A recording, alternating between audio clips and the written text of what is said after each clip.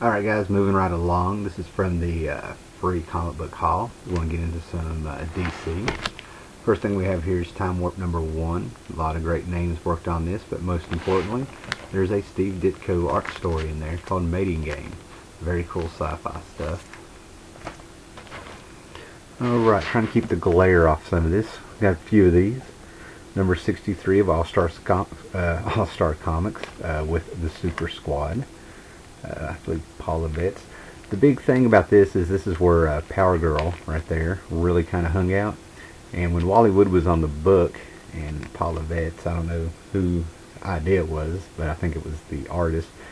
Every issue they would draw Power Girl's breasts bigger and bigger and bigger, waiting for editorial to catch them. It was like a game, and it took editorial quite a while to catch on.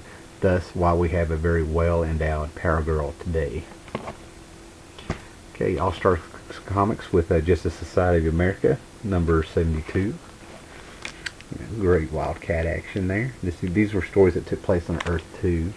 And here's number 73. Okay, all-out action issue. Freedom Fighters, kind of a faded cover on here, number 2. It's been a while since I read these, but Freedom Fighters take place on Earth X, where World War II went on and on and on and on, up in decades. And I think Germany finally won. And who is this? Gary Conway and Pablo Marcus. Great stuff. Okay, DC Superstars number 17. The Huntress. We have the origin of quite a few other people in here also. Legion, Green Arrow. But this is the first appearance of the Huntress as I understand it. Okay, Adventure Comics number 440. From what I understand, this is a key issue. This is kind of a retelling of the Spectre's origin, kind of bringing him into modern day. That's all I know. The origin's been tweaked.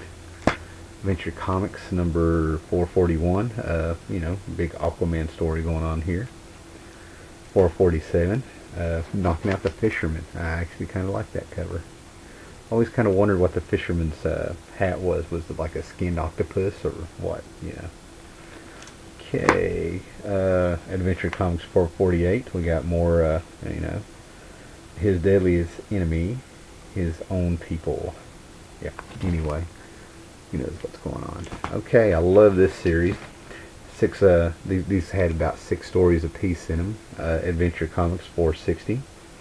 Wonder Woman, Dead Man, Green Lantern, The Flash, and at the end of the war goes the New God. Wait a minute. Aquaman in the end of the War of the New Gods. This is the final in this issue. So there's a New God story in this one that I cannot wait to read. Okay, 461. We got Justice Society. This is where they kind of start, their run in Adventure Comics. We got some Dead Man, The Flash.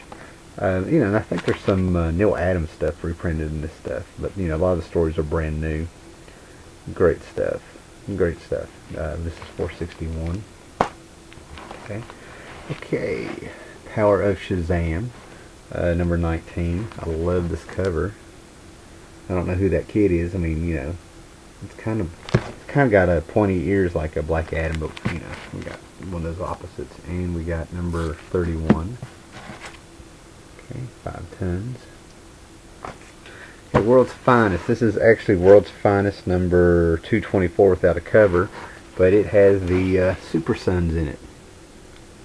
The Sons of Superman and Batman, and they need to. They may have already done, but they need a trade collecting these little stories of the Sons of Superman and Batman. It is part of the 52. Grant Morrison did comment on it, and we got Johnny Quick, Superman Secret Master, Metamorpho in it.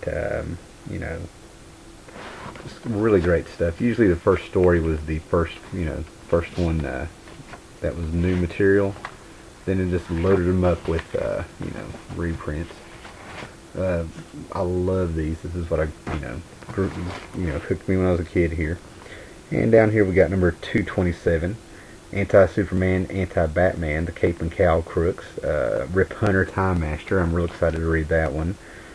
John Jones, the Martian Manhunter, and Superman, Batman, and Dead Man. Let me see who did this. Sometimes you look up. Okay, Bob Haney and Dick Dillon. But like I said, Great stuff. Now let's get on this. Here's some with some covers. More Super Sons, number 222. Yeah, look them up on Wikipedia, man. They actually do the Sons of Superman and Batman. They have quite a fan following. What do we got here? This one's beat up, but I think this one does have Neil Adams art in it. The Dead Man story. This is 226. Eclipso Sensational Sandman 100 issue special. This is my second copy of this one. World's Finest 223. Looks like something that should have been out in the 50s sci-fi is what it looks like to me. Okay, World's Finest 223, 235. Excuse me. And look at that cover. It squeezes Superman's head right off.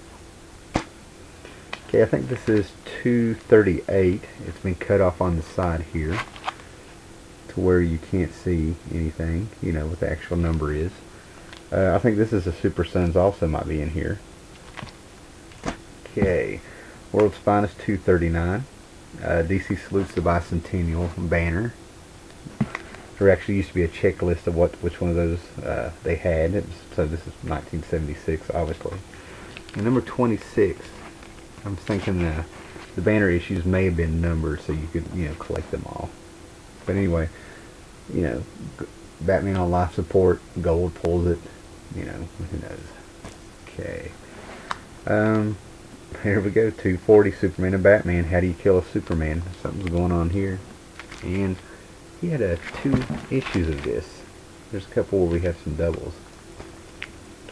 Okay, World's Finest 241. I love this. Cyclops there. Great. World's Finest number 243. Great stuff. Can't wait to read these. Here we go. I think this is an important issue. Excuse me. An important issue there. We have World's Finest 244. That's a Neil Adams cover, and I think this is where they went into the big blockbuster dollar comics. Went up to 80 pages every month. Great stuff. World's Finest 247. Shades of Hitler there.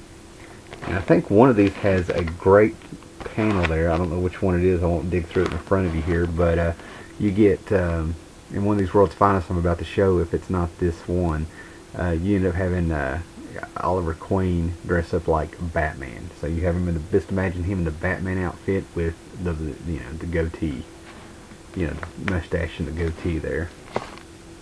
And these have wraparound covers that I might, where are we at here? I might have some time to back up and show them to you. 249. Can't wait to see that one. Looks like we have a vampire Superman who has attacked a girl. Okay, 253. Superman unmasking Batman. I'm real interested in seeing this one, number 255. I don't know what's going on, but it looks like there's some kind of evil version of Batman. He's the original Batman. Cannot wait to see what's going on in that one. And then 259. Okay. Alright. So maybe we'll do, after I read those, maybe I'll do, a little review and stuff. Now, since we got a few minutes here, and you told me this much, I want to show you the mint books that I've run across so far. And I'm actually seriously thinking about finding out how to CGC some of these books, because one is that good. I'm really willing to bet money that it's going to be a 10 if I do send it in. If not, right on the brink.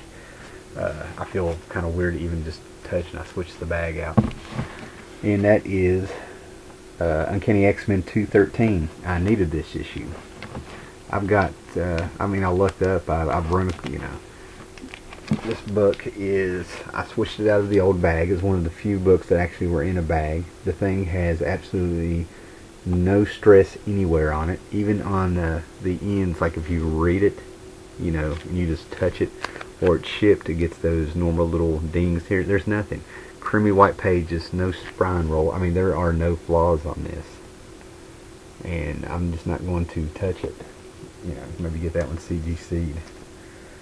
Okay, the rest of these are, and this one, same way as the other one, X-Men Annual number 210 from 1986. The only thing that's wrong with it is there's a discoloration up here at top.